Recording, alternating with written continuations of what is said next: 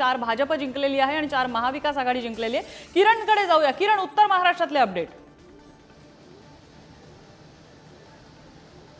नम्रता, खरं म्हणजे उत्तर महाराष्ट्रामध्ये 8 लोकसभा मतदारसंघ आहे आणि या मतदारसंघामध्ये जर बघितलं तर महायुतीच्या 4 जागा दिसत आहेत, ज्या की भाजपकडे आहे।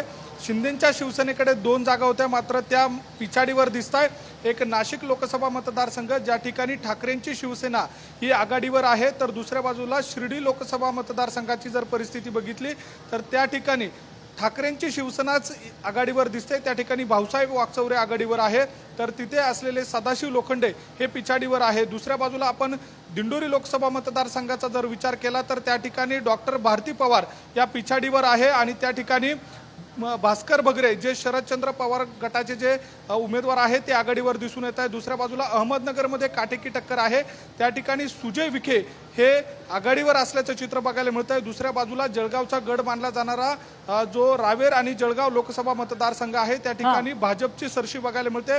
दोन्ही उमेदवार त्या ठिकाणी आघाडीवर आहे।